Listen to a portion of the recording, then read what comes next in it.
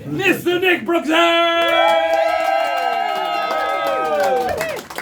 Oh, thank you so much. Jolly decent of you. I do like a warm welcome on the opening. Right, I'm going to do a story now that will tell you why for 20 years we have been known as Stone Soup Storytellers. I'm going to do this day's big drummer. Yes, I am, you see. There's no stopping me now. Oh, go on. Wild horses wouldn't stop me now. Now, firstly, you should know there are a lot of different versions of this story. Many, many versions. Some of them haven't got anything to do with stones. There's a version called Nail Soup. There's all kinds of different versions that come from all various different places around the world. This is one of the reasons why we chose it as our title, because it's almost everywhere you go, somebody's heard of something like the Stone Soup story. And sometimes it's told as if the central character is a bit of a villain and is trying to do people out of stuff so that he can have it himself. Well, that's not the version that I favour, because that does not bode well about us being Stone Soup. So the version that I favour is a little more community-minded, shall we say. And remember the soldier? We've done all the soldier stories. We've done loads. Well, we haven't done them all. We've done loads of soldier stories. You remember him? He's in it. Yay! Yes. And so, a long time ago.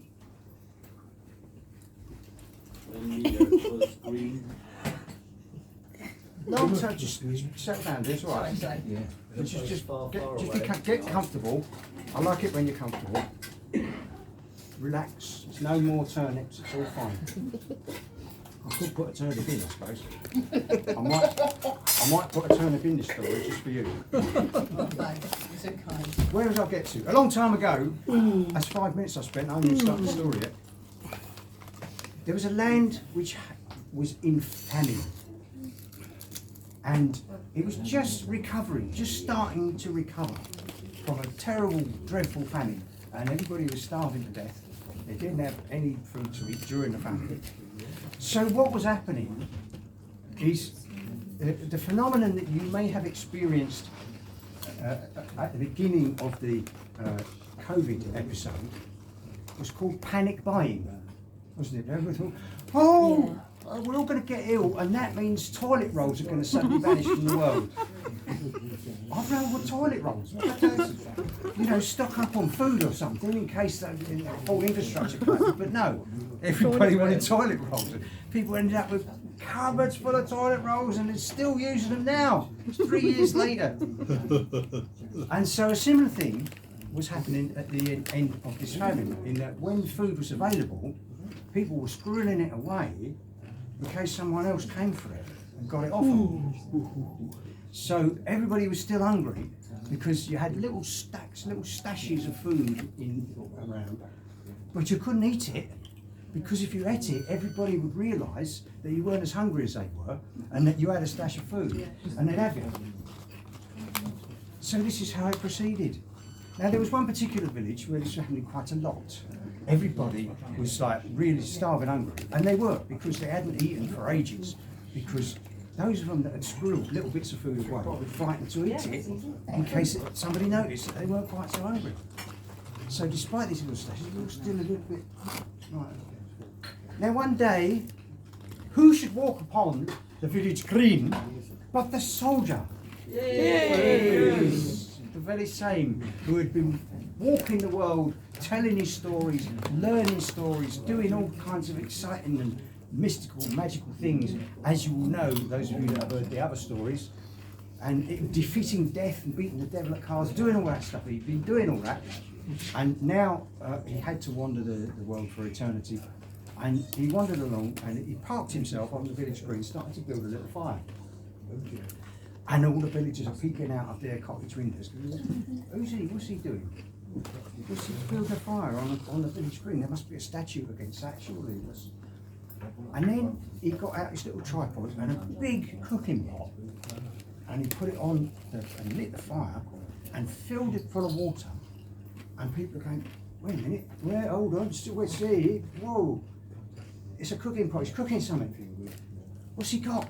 What's he got? What's he cooking? We need to know what he's got. What's he cooking? And so they were all too timid to approach him because they thought he looked a bit fierce because he was a soldier. And one of them said, oh no, I'm going to sort this out. I can't stand it any longer. I can't stand not knowing. I'm going to go and ask him what he's doing. So the little fellow walked up to the soldier, who by now the cooking pot is just warming up quite nicely, starting to bubble, and the fire's going nicely. Oh, I'm starting to do the other story now. 3 cooking pots and 3 fires. I'm not doing that. Stop me doing that. Bubble, bubble, bubble. No, don't start me off. Don't start me off. I'll be lost if I start on the bubble, bubble, bubble fruit soup suite. You know, when we do that story, it's really lucky that I don't do sooty, which I normally do. I can't help it. I had a strange childhood. So Hasn't stopped. no, that's what's strange about it. It's never stopped. So the villager said to him, "Good afternoon. You're on our village screens." Yes, yeah, I won't be long. I'm just going to do me dinner, and then I'll be off. And he said, "Dinner, food. You're cooking something." He said, "Yes. I'm going to do. Don't worry about me. I've got all my supplies. I'm sorting out." He said, "What is it? What are you cooking? What are you cooking?" He said, "I'm going to do some soup. Be nice. I like a bit of soup, me." And the villager said, "What kind of soup? What's going in the soup?" And the soldier pulled out of his jacket a stone, just a standard, ordinary pick up off the ground stone. Not a pebble, then. Bigger than a pebble, or it could have been how big? What's the scale for pebbles and stones? Don't start off. I'll be here forever. Write it down on a postcard. Post it to me. He took this stone, which might have been a large pebble, Or a small boulder. or a Small stone. boulder, and one of those. And he said, "Yeah, this is it," and he threw it in the pot. And the villager said, "What are you doing? That was a stone." And the soldier said, "Yeah, I'm making stone soup." He said, "Watch out, all that stone soup. There's no such thing as stone soup." He said, "Well, watch me, I'm making it now." He said, "Well, you can make soup out of the stones." "Well, some of us can, some of us can't. I'm one of the people who can. I've wandered the world so long, I've learned these strange things and how to do them." He said, "Give me that."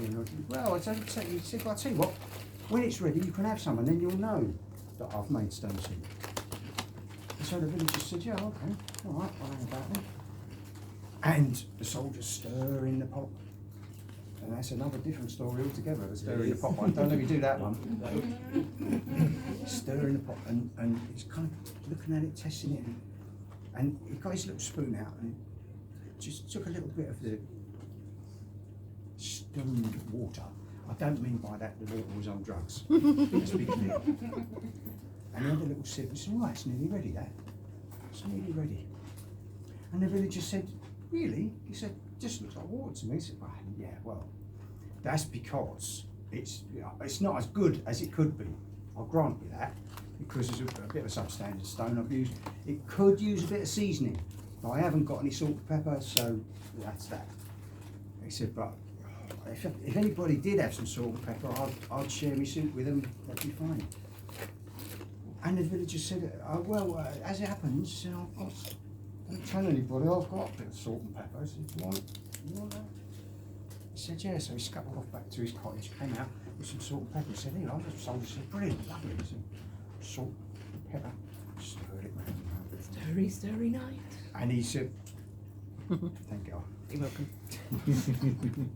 And he had another little taste. He said, "Yeah, that's much better now, that's much better. It's still not as good as it could be, but it'll do. It's seasoned, it's nice. It's happening. I've made better stone soup than this, I have to admit. Bit of a substandard stone. What can you do?" By this time, the other villagers had all started to meander out of their cottages, and they were standing round him, watching this ridiculous thing going on. And one of them said, "What do you mean it's not as good as the stone soup you normally make then?" He said, well, like I said, it's substandard stone. It would go better with, I don't know, a sprig of parsley. That might do it. That'd probably do it, actually. And anybody that had any sprig of parsley, I'd be happy to share the soup with them. And one of the villagers said, well, actually, I've got a sprig of parsley. And then he went off and got a sprig of parsley, chucked it in the thing, so I did the stirring round, had a little taste. Oh yeah, that's much better now. That's yes, almost as good as it could be. It's just a bit substandard, could be a little better. And by this time the villagers said, what could make it a bit better? And the soldier said, well, to be honest with you, stone soup is all right. It's all right by itself. It's quite nourishing, not all that flavourful, but I've got the seasoning, I've got the parsley, that's helping. But it goes better with a few little potatoes in it. Actually, I haven't got any potatoes, but so I have to do without the potatoes. Because if anybody did have any potatoes, I'd share the soup with them. And one of them said, well, as it happens, I have got 1 or 2 potatoes. Well, I've got potatoes, and they cut them all up, put them in the soup, and he stirred it around, and he had another little taste. Oh, that's much better now. That's much better. That's nearly as good as the best stone soup I've made. Not quite, still a bit substandard. And a number of the villagers said, well, why do you keep saying it's substandard? He said, well, that's substandard stone. I just picked it up on the way. I can't help it. So, but it'll have to do. He said, what's good stone soup supposed to be like? Said, well, to be honest, it needs to have a little bit of turnip. Hey, do I keep my promises or what? He said, I haven't got any turnip though, so we'll have to do without. And of course, if anybody did have any turnip, I'll just have to share the soup with them. And one of the villagers said, well, I've got a bit, I've got a turnip, as it happens. It's a bugger to get out of the ground it was, but I've got it out. I really took the whole, it was me and the missus and the kids and the vicar and even the farm animals in the end, but we got it out in the end. He said, I'll go and get it. And he came up, it wasn't a huge, enormous turnip, though, it was only a little one. But they cut it up, put it in the soup, and he's stirring it around. So give it a few minutes, and I don't get the taste. Said, yeah, no, that's much better. That's much better now. And it's almost as good as the best stone soup I've made. It'll do. Could be better though. And the villagers are saying, well, what could make it better now? And now at this point, I'm breaking out slightly of the story here to explain. When I do this with kids, this is the point at which they do the joining in bit. Right? Because I struggle to think of what goes in the soup, and they give me suggestions. Right? So now you're all used to doing joining in stuff. I wasn't going to do this because I only do it with kids, but look at the audience. Look at the flipping audience, that's what I say. So we're going to do it. So he said, I can't think, there's something I normally put in this that makes it better. I can't think what it is. I think it's Withies. He said, the villager said withies. He said, well, actually, no, the withies are good for making baskets and fences and things. They're not much good for putting on the fire because they have to be damp to make baskets and they don't burn very well. So, thank you for your suggestion, he said. What we'll do, if you've got some withies, maybe you can sit and weave a basket with them whilst I'm making the soup. And the villager said, yes, my mistake, how silly of me. Whatever was I thinking? So the soldier said, yeah, no, it's not withies, I can't think what it is I normally put in. It's rock. Oh, everybody's having a go now. Angry crab. Hey? Angry crab. Angry crab. Yeah, a bit of crab soup there. He said, yeah, angry crab. And the villager said, has it got to be angry? Can it not just be slightly annoyed? Yeah. I've got one that's in a bad mood, he said. Maybe cross that goes into hot water. That'll do. So they just unceremoniously was about to throw the crab in, and the soldier said, hold on. He said, wait a minute.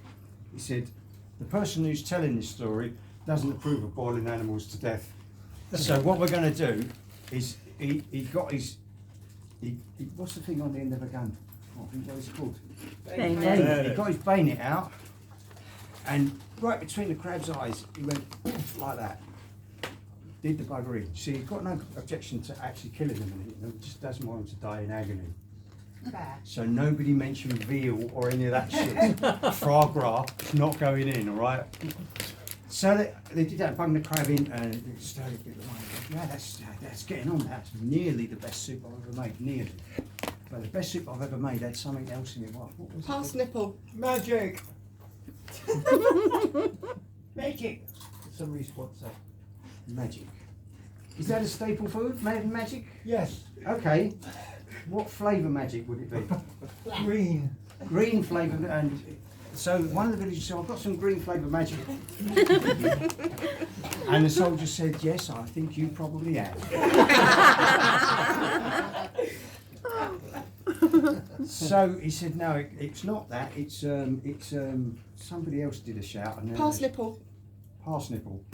Didn't we put parsnip? No, we didn't, yeah, parsnipple. Or nipple. Turnipple we put in, yeah, you're right. It's all right, you haven't got to do any more work now, don't worry. Thank you. So yeah, they went and they got the parsnip and they cut it up and to put it in the, and they stirred it up.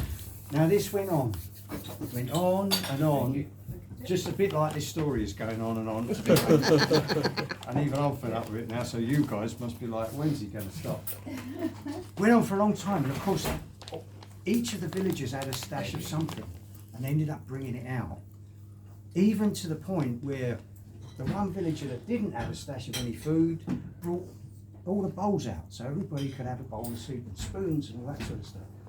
So by the time everybody had contributed the stuff that they didn't want anybody to know that they had, you had proper soup and proper bowls to eat it out of. And so the soldiers ladling it out into the bowls, every villager and the soldier had a portion of soup to eat, and they all sat down in a communal circle and ate their soup with relish. Now you're going to say, when did they put the relish in? They did put the relish in right at the end, because you can't, you don't overdo your relish. And they were all sat there with full bellies, content. And of course, as one does when one's having a communal meal, chatting to each other and talking about, okay, some of them you wouldn't chat to, I'll give you that. Just change places with someone, it's like, yes, I'll be back in a minute. So, but yeah, they chat, and soon there was a hubbub and laughter and all sorts of stuff, and from somewhere somebody had stashed some wine, had brought some wine out and some goblets, and they had a really good meal. And at the end of it all, there was no soup left to eat. The soldier cleaned out his cooking pot, put it back into his knapsack, and a little tripod back in the knapsack. Everybody tidied everything up, and he said, right, well, thank you for that. Thank you for joining in with my stone soup. And I'm going to go now. I'm going to wander off, because I think there's other places in the world where I need to make stone soup. But what I'm going to do is I'm going to leave the stone with you, the magic stone that helped us make this soup. Because then when you're in the same position again, when some people have got more than other people have got, and some people are suffering more than other people are suffering, you can remember, you can grab this stone and it will remind you how to make stone soup. So he left the stone with them and he wandered off. And as we know, the soldier is wandering, as far as we know, the world to this very day, wandering about, finding his little gold pieces every so often, paying with only one of them, so nobody's suspicions are aroused. Could be anywhere. Learning stories, telling stories, and I've heard that he always carries with him a stone, just in case there's need to make stone soup.